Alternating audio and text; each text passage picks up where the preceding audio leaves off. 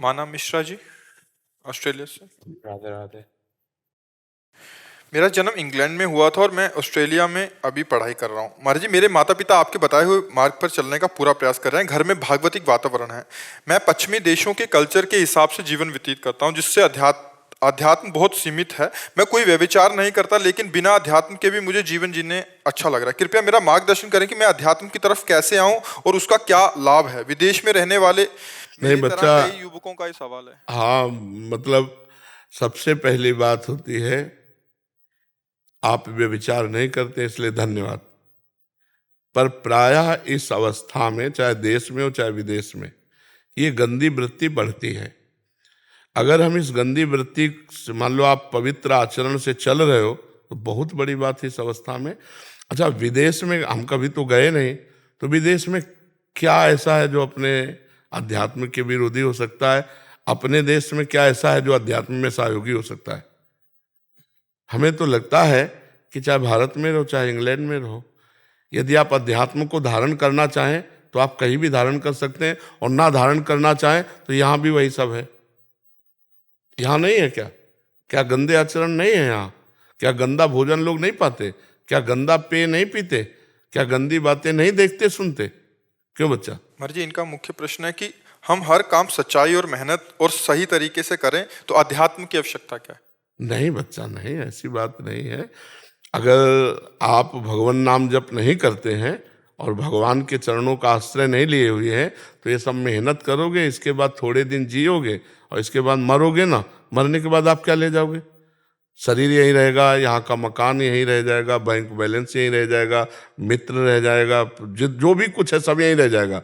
तो आपका आना किस काम का हुआ? आना किस लिए था? केवल यही करने के लिए। तो मनुष्य योनि की श्रेष्ठता क्या रही? फिर तो सुअर कुत्ता पशु पक्षी भी अपना भोग करके सोते हैं। भोग का मतलब केवल काम से नहीं होता, काम इंद्री से नहीं होता, हर इंद्री को भोग कहते हैं। कोई नेत्र भोग कर रहा है, कोई श्रवणेन्द्री से भोग कर रहा है, शब्द सुनकर आनंदित हो रहे हैं, हम श्रवणेन्द्री से भोग कर रहे हैं, जनेन्द्री से भोग कर रहे हैं, घ्राणेन्द्री से भोग कर रहे हैं। तो ऐसा नहीं है कि हम मनुष्य जो शरीर प्राप्ति किए, खूब रुपया पैसा पद प्रतिष्ठा मित्र सब नहीं बच्चा। ये ऐसे मृत्यु लोक में आए, कुछ नहीं, पाई भर नहीं, कपड़ा शरीर में नहीं, शरीर रूपी कपड़ा भी नहीं, सब यहीं जला दिया जाता है। नहीं जला दिया जाता, ले क्या गए? अगर अध्यात्म है तो लेके गए, और अध्यात्म नहीं है तो शुभ अशुभ कर्म वही पाप है। तो बच्चा, बुद्धिमानी ये है कि यहाँ की कमाई यहाँ रह जाने वाली, कमाते हुए परलोक की कमाई कमाओ। राम राम कृष्ण कृष्ण राधा राधा कहने में क्या परेशानी? तो बस फिर यही बात है, जब परेशानी नहीं है तो बड़ा आनंद मिलेगा, और परलोक में भी आनंद मिलेगा। यहाँ की कोई भी डिग्री साथ नहीं जाती, यहाँ का कोई पद साथ नहीं जाता, यहाँ का व्यक्ति कोई साथ नहीं जाता, यहाँ का वैभव साथ नहीं जाता, यहाँ का सुख साथ नहीं जाता। फिर क्या मतलब रहा यार? पूरा जैसे मान लो आपको हम भेजें कि आप विदेश में जाओ और वहाँ कमा करके मकान दुकान सब एकत्र, लेकिन जब भारत लौटना हुआ तो तुम्हारे कपड़े भी उतरा लिए गए। ऐसे देश में क्या तुम्हें अच्छा लगेगा? अच्छा लगेगा ऐसा कि जब आप अपने देश में आओ तो तुम्हारे वहां कपड़े भी उतरा लिए जाए, कुछ साथ नहीं लाओ, तो आप ऐसे देश में रहना पसंद करेंगे? मृत्यु लोक से कुछ नहीं जाएगा। आप हमें बताओ, कोई ले जाता है क्या? राम राम जाएगा।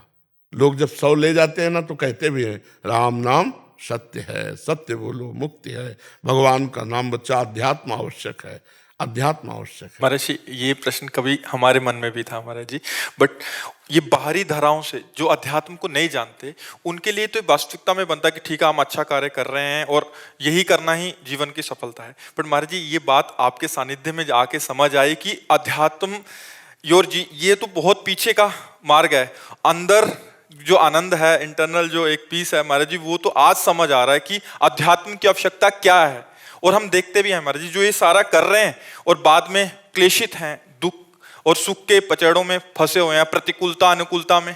जहाँ आप बैठे, यहाँ एक वृद्ध रूप में बैठे थे और वो सफल जीवन जिसे संसारिक कहते हैं, तो उन्होंने कहा मैं पदाधिकारी भी रहा, हमारे पास फार्म हाउस सब कुछ है, पर अब मैं भयभीत हूँ कि मरना पड़ेगा और कुछ मेरे साथ नहीं जाएगा, इसीलिए मैं आपका प्रवचन सुन के आया हूँ कि मेरा भय निकाल दो। तुमको भय से तो निकलने वाला नहीं कि टेबलेट दे दे, निर्भय हो जाओगे। भगवान की शरण में होके नाम जप करो, निर्भय हो जाओगे, निश्चिंत हो जाओगे, निशोक हो जाओगे। अध्यात्म अत्यंत आवश्यक, क्योंकि ये शरीर सोने का नहीं बना है, ये पांच भौतिक बना है। कोई भी अंग कभी भी खराब हो सकता है, कभी भी घटना हो सकती है। आज सुखी दिखाई दे रहे हो, लेकिन ये सुख स्थायी नहीं है, ये सुख स्थायी नहीं है। आप आराम से गाड़ी में चले जा रहे, एक्सीडेंट हो गया, राधे श्याम, फिर आपके पास बचा क्या? अध्यात्म। ये जो अनात्म वस्तु है, प्रकृति है, ये साथ किसी के ले जाती, साथ जाते भगवान का नाम, भगवान का चिंतन, परोपकार, दूसरों के लिए जो उपकार किया वो बात साथ जाती है। तो जरूरी है अध्यात्म की नहीं बच्चा? जरूरी जरूरी है ना। हाँ, यही बात सुन। पर हम तुम्हें बहुत धन्यवाद देते हैं कि आप विषय विलासिता वाले समाज में रहकर भी आप कह रहे हैं कि आप ऐसा आचरण नहीं करते, ये बहुत अच्छी बात है। अच्छा, तिलक लगाना, कंठी बांधना अगर नहीं है और आप नाम जप कर रहे हो, तो भगवान जान रहे हैं ना कि मेरा नाम जप कर रहा है, उससे कल्याण हो जाएगा। आप बाहरी मान लो परिवेश में है ऐसे, तो आप नहीं धारण कर सकते, कोई बात नहीं, आप राधा राधा राधा बोलो, आप भगवान नाम जप करो, आपका मंगल हो जाएगा। आप जप के देखिएगा कितना आनंद आएगा।